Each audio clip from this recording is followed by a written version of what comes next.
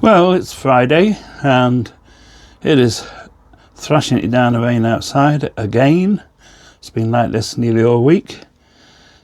So I thought I'd come in and show you some of the solar panel equipment that's turned up this week, ready to put the solar in. We have the box here for the electrics.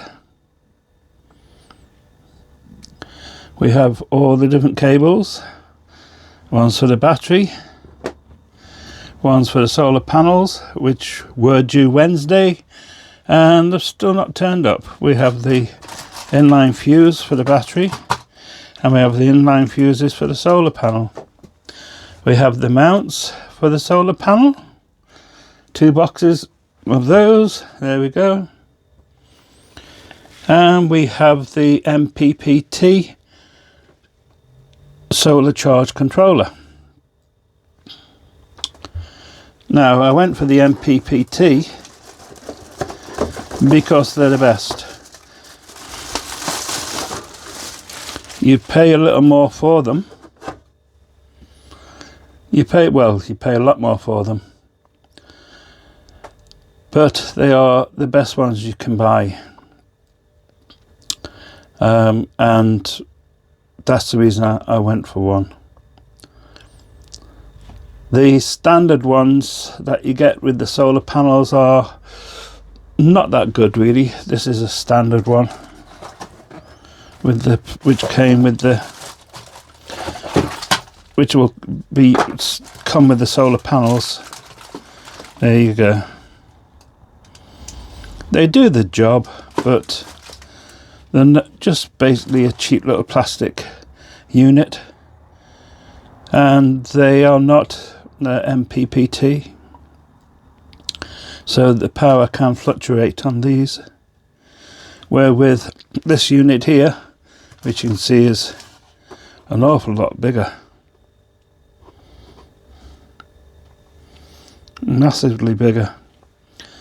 With this one here, it controls everything.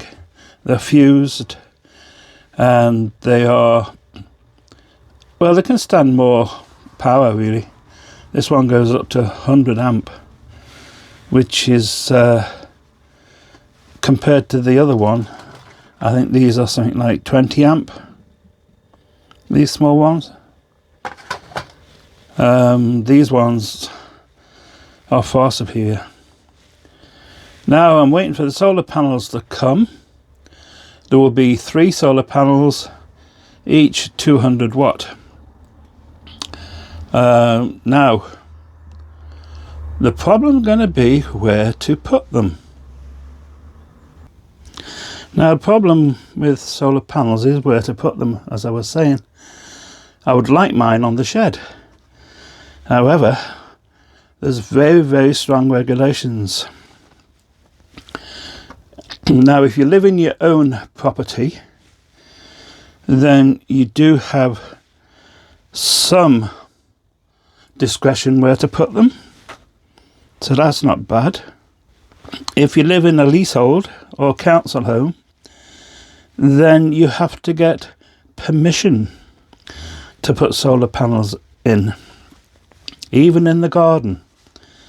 And even if you own your own property, local regulations can be very fussy. My local area, the size for solar panels in the garden is limited to 6 square meters, which is quite a big area, so that's not a problem with the ones I've got. The other problem is the height. In my area you can't have them any higher than 2.5 meters. So that would possibly just bring them in line with the top of the shed. Maybe. Or maybe the shed is a little bit high. The other problem is distance. They have to be by law, I believe anyway, 5 meters from the property boundary fence. Now that's a difficult one. Trying to fit them in somewhere, that's going to be 5 meters from your neighbours. Visibility is another one. you can't put them on the front of your property where they can be seen from the road. And the other one is some areas require you to have insurance in case the panels break loose. So there's lots of regulations, lots of paperwork, and lots of things to check on before you install solar panels. However, I will be going through every single item here that I've got as I install, and I will give you the price for the cheapest ones you can buy and the ones that I buy, because I think they're the best. So you can buy a cheap one of these, an isolation switch, which would cost you something like £6, or you can buy the expensive one, which I have here, which will cost you £20. Now £20 isn't much, but it's ideal for what you need. And you've also got to understand what your voltage is going to be. So it's not that simple. Now one of these, the cheaper ones like these, will probably cost about £10. Now the more expensive, better quality and more trustworthy ones would be one like this, an MPPT, which will cost you something around about £60-ish. And then you have your cables. The cables sent with most systems are very, very thin. Now the cables you really want are the heavy duty, thick ones. So again, you might have to spend a little bit more money to get the higher, thicker quality cables. I'll go through all this step by step as I install the system over the next few days, as and when the solar panels arrive and as and when the rest of the equipment turns up. Now, I've estimated that my solar system with 3 panels, that's 600 watt altogether, is enough to control all my pond through the summer and the winter, and it will cost me round about the £600-ish mark with everything I buy. Now you can do it cheaper. You can get smaller panels, you can get cheaper equipment, cables and things like that, and you could do it for something like £300. But I want a system that can connect to the mains as well, so that if my solar gives out for any reason, like if it's heavy snow and it can't get any light, the mains electric will automatically take over. So that means my box is going to cost more than a standard box.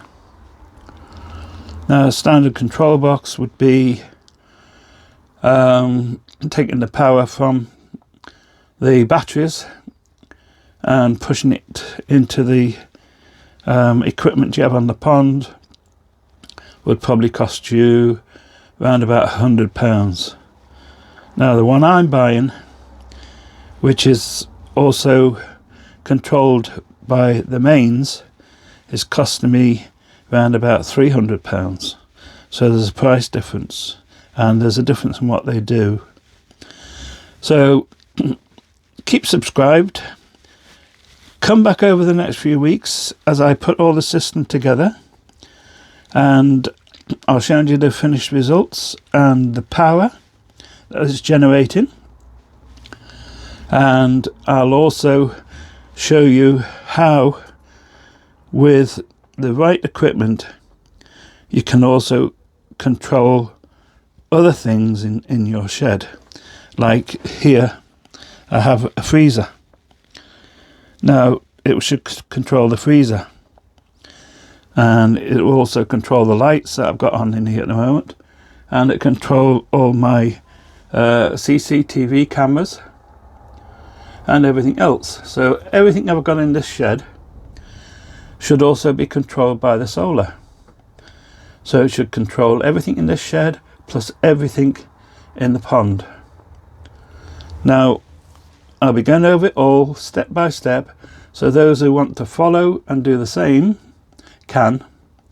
So come back, hopefully it'll be in my next video where I will started doing it, and you can follow me, watch what I'm doing, and in fact if you've already got solar, you can tell me where I'm going wrong. So take care, subscribe, I'll see you in the next one, and hopefully it's going to be a better day.